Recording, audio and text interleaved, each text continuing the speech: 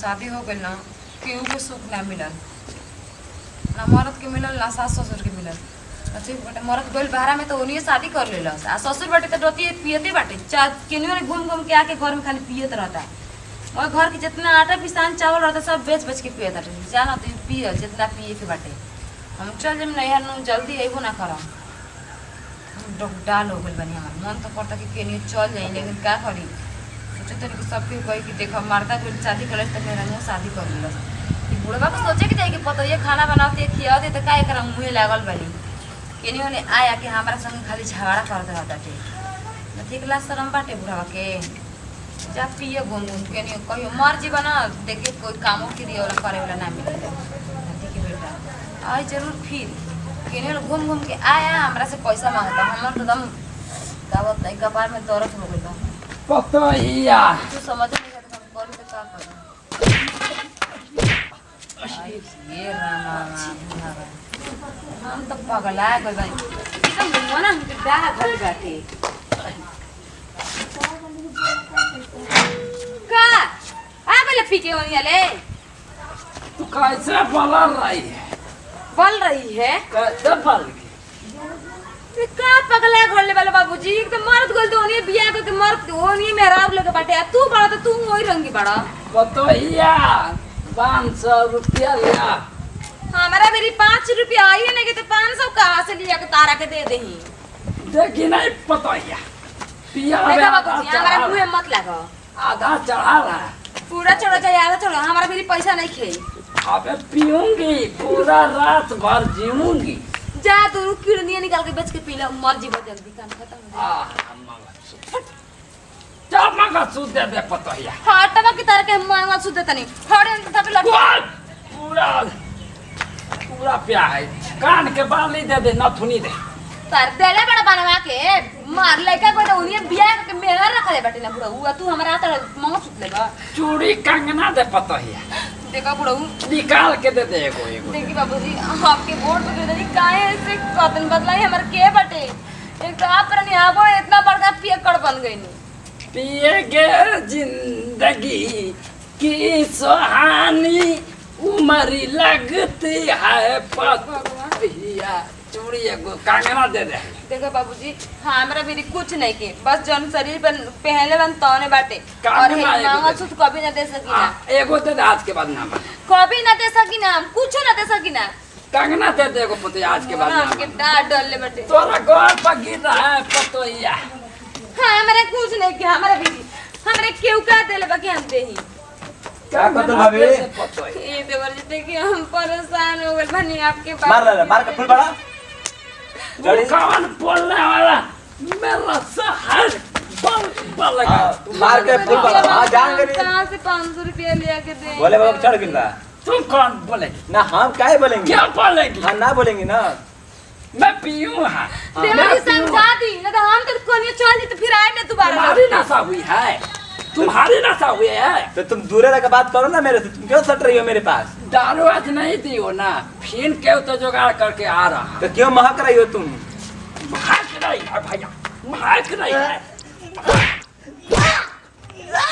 है पूरा मैं बेचूंगी क्या बेचोगी तू किसी क्या है इसमें तुम बाहर निकलो ना तुम बेचोगे तुम सुनो मैं तुमको समझा रहा हूँ ए ये सब नहीं ना बेचने वाला ना ही ए बाबूजी घर अपना हो अरे घर हो आओ अच्छा अब तू बेच के चाहे अरे बेच के पी अरे घर अपन है ना बेचे के बाबूजी काहे ना खबा सुनो अरे बाबूजी तो बात कहाँ से बेच के नहीं करे बेच के ए भाभी हो दारू पिएंगी अरे हां भाई आओ पतला काटे वाला 1 किलो टंगिया लगे ना सुबह लगे ना बेचे काटे और मम्मी काले से खरीद के लेके ई बूढ़ा को आता ना पिए बड़ हो गइल ना कि घर में कोनो सामान ना बचे दी तारा से कुछ कहत रहा अरे देवर जी हमार मंगलसूत्र मांगत देखी हम अपन मंगलसूत्र कभी ना दे सकिन हमार कुल गाना बेचे तो पिए गने लेकिन हम अपन मंगलसूत्र ना दे सकिन उनकरा के कुल मांगत ना तारा ले हां लेकिन भैया ला करो अपन को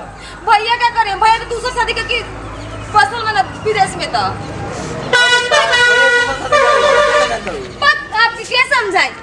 भगवान बाबू पी पी के मर दो भाई शादी कर तो हम क्या करें पतोहिया नहीं दे रही थी दारू देगी का है ना देगी का है पूरा मैं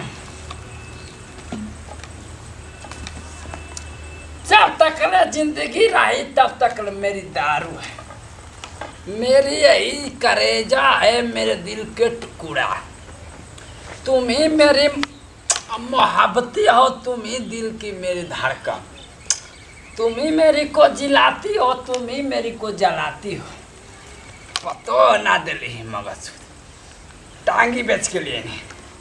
आ थोड़े से गहनवा के तोड़नी ही बगसवा के किली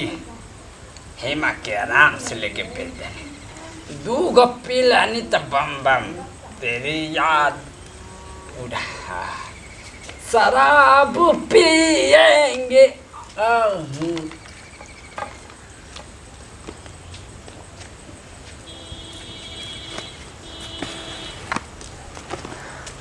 हाँ बाबूजी हो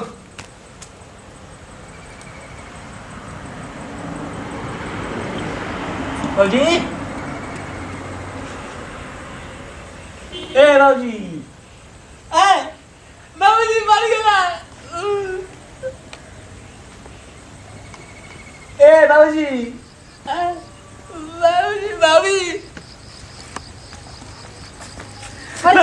चलो बाबूजी बाबूजी देखो बाबूजी मर गया बाबूजी ऐसा चल भाई मारल लइखन देवजी पी के पड़ल बाना ना बाबूजी कुछ नहीं करना बाबूजी कुछ नहीं करना देख ली हे तोरा यो दम दारू ले लो तू दारू दे बाबूजी बाबूजी तू का कर तू आज मर जीव तो केकरा पर हो बता तू चला दारू ये बाबूजी देखी बुद्धि से का करतनी ई सब बतला हमके पागल करबा पागल जुए दारू चाहिए दारू चाहिए दारू चाहिए ले बता चलो ई बुढ़ा वाला क्या ना देनी तो जाके तोड़ के चाबी लेके गइले कौची मोय गाने बेच के तब बड़े चुराइले ये बुढ़ा दारू जो होता तू गहनो पे दला तोरा के बेचा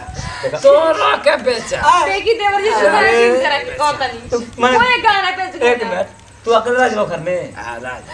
नहीं बाबूजी मर जाएं तो कहां खाए कुछ जमीन अकेले बिना पेट भरल जमीन अकेले में हे भगवान जी कभी नहीं तोरा सुधरी मम्मी लगी मम्मी भी है तेरे बाप लेगी तो तू ही ना आवा हाँ मैं लेंगी ले क्या करबो मार जी तो का लेके ये जाएगा लेके जाएगी हमें तो देंगे